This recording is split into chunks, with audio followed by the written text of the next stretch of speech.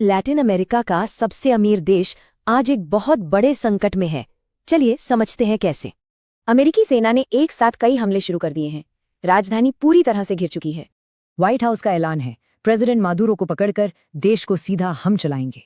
तो Latin America का सबसे अमीर देश आखिर यहाँ तक पहुंचा कैसे? चलिए पीछे चलते हैं। कहानी शुरू होती है तेल से। 1920 के दशक में तेल की खोज ने सब कुछ बदल कर रख दिया। इसी को कहते हैं पैराडॉक्स ऑफ प्लेंटी, मतलब बेहिसाब दौलत से तरक्की नहीं बल्कि तानाशाही बढ़ी। 1990 के दशक में तेल के दाम गिरे और देश की असली हालत सामने आ गई। अब बदलाव तो होना ही था। और तभी एंट्री होती है ह्यूगो शावेज की। नारा था बुलेवेरियन क्रांति और नया समाजवाद। शावेज की सरकार ने देश की इकोनॉमी और दुनिया से उसके रिश्तों की पूरी तस्वीर ही बदल दी। शुरू में ये नीतियां बहुत पॉपुलर हुईं, पर एक ऐसी इकोनॉमी का क्या जो सिर्फ तेल पे टिकी हो। 2013 में शावेज की मौत के बाद सत्ता आई निकोलस मादुरो के हाथ में और यहीं से शुरू हुआ असली पतन। और इकोनॉमी का हाल देखिए, तेल उत्पादन ठप, महंगाई आसमान पर और गरीबी ने सारे रिकॉर्ड तोड़ दिए।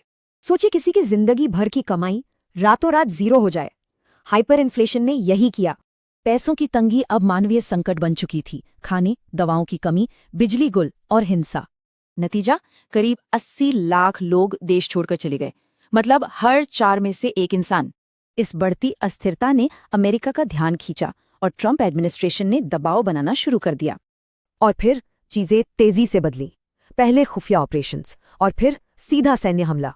ये ऑपरेशन तेज और बिल्कुल सटीक था, सीधा निशाना सरकार के टॉप लीडर्स पर। अमेरिका ने अपने इस कदम की वजह बताई, ड्रग्स, आतंकवाद और हाँ, तेल के भंडार। दुनिया भर से मिली जुली प्रतिक्रिया आई। यूएन ने इसकी निंदा की, पर कई देश चुप रहे। पर इस हमले ने पूरे इलाके में कई बड़े खतरे पैदा कर दिए हैं, जैसे कि एक लंबी लड़ाई का डर।